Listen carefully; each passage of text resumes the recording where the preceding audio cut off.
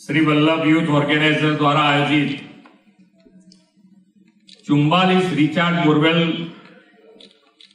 ना लोकार्पण प्रसंगे अपनी सौनी साथे मंच पर उपस्थित वैष्णव आचार्य पूज्य श्री ब्रजकुमार जी, मारा साथी धारासभ्य और पूर्व मंत्री श्री जीतुभाई वाघाणी, धारासभ्य श्रीमती रीटाबेन पटेल, धारासभ्य Shri Kerubhai Rokadiya, mayor Shri Hiteshbhai Makwana, deputy mayor Shri Faival Singh गोल,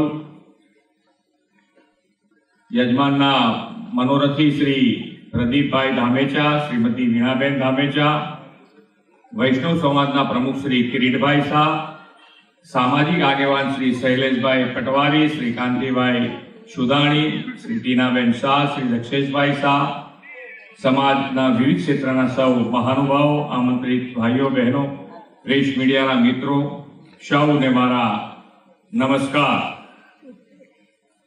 मातृभूमिनी रक्षा माटे पोताना प्राणनी आहुति आपनार महान वीरांगना झांसीनी राणीना बलिदान दिन निमित्ते सत सत नमन करूं छुं।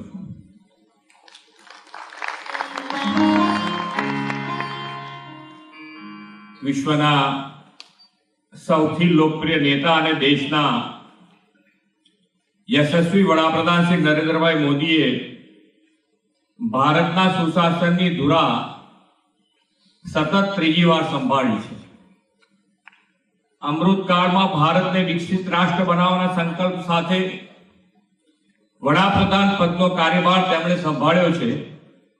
વિકસિત ભારતના નિર્માણનો કોલ આદરણીય નરેન્દ્રભાઈ આઝાદીના 75 વર્ષની ઉજવણી અમૃત મહોત્સવના પ્રારંભે જ આપણને આપ્યો હતો।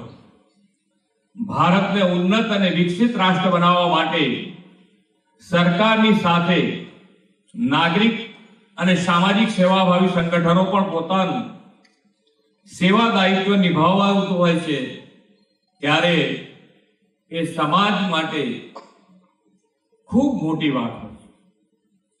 ઘણી વખત અહીંયા આગળથી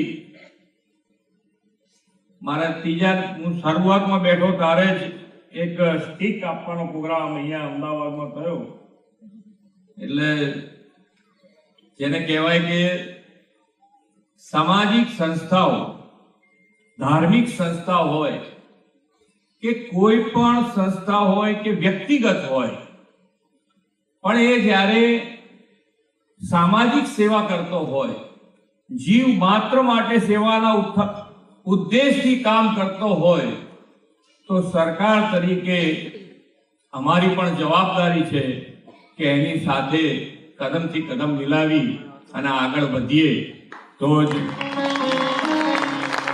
જે ઉદ્દેશ માટે આજે આપણે ભેગા થયા છીએ એ ઉદ્દેશ વધુ સારી રીતે આપણે આગળ વધારી શકીએ।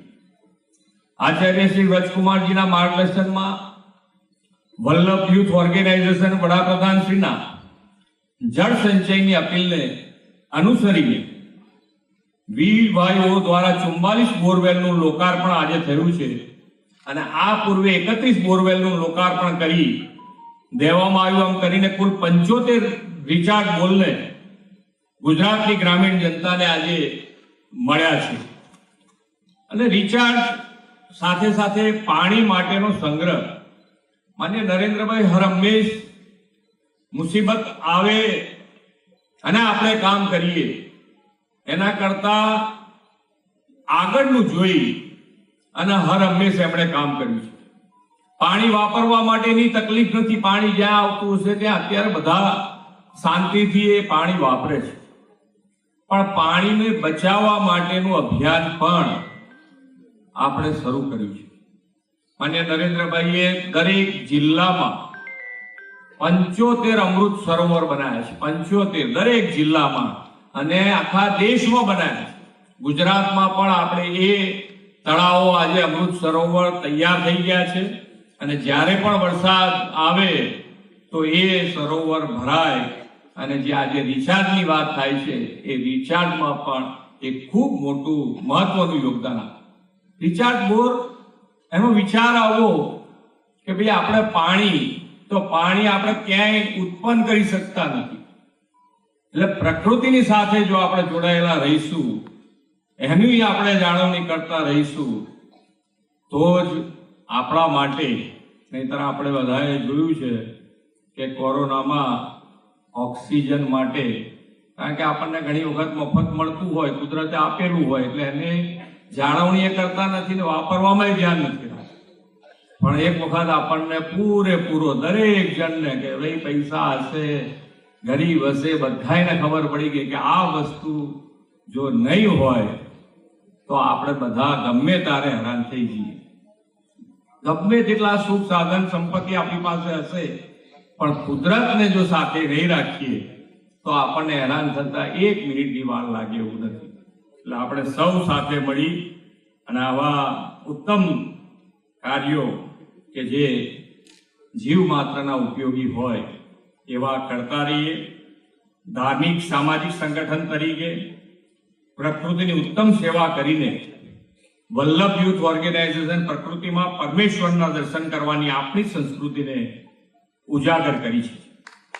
ગામડાઓમાં પાણીની સમસ્યા દૂર કરવાના આ પ્રયાસથી જમીનમાં પાણીના સ્તર ઊંચા આવશે અને પાણીની ગુણવત્તામાં પણ સુધારો થશે. જનસંખ્યા વધવાની સાથે પાણીની ડિમાન્ડમાં પણ વધારો થયો છે. ગ્રીન કવર ઘટતા જતા પાણી હવે રોકાઈને જમીનમાં ઉતરતા નથી. પરિણામે ભૂગર્ભ જળના સ્તર નીચા ગયા છે. આથી બોરવેલને રિચાર્જ કરવા એ હવે જરૂરિયાત બની ગઈ છે. ગ્લોબલ વોર્મિંગના પડકારની સામે લડવા માટે પર્યાવરણ અને પ્રાકૃતિક સંપત્તિની જાળવણી રખરખાવ આ પ્રકારે આપણે કરવા જ પડશે.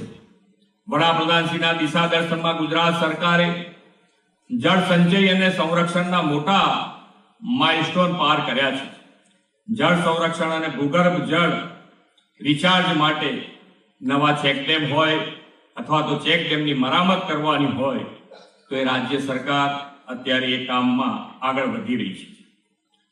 ભૂગર્ભ જળના રિચાર્જ માટે ઉત્તર ગુજરાત તથા કચ્છ જિલ્લામાં સરકાર પણ 72 કરોડના ખર્ચે 544 રિચાર્જ ટ્યુબવેલના કામો કેન્દ્ર સરકારના અટલ ભૂજલ યોજના અંતર્ગત અત્યારે પ્રગતિમાં છે અને બીજા 98 કરોડના ખર્ચે 1168 ગામોમાં રિચાર્જ ટ્યુબવેલના કામનું આયોજન આપણે હાથ ધર્યું છે.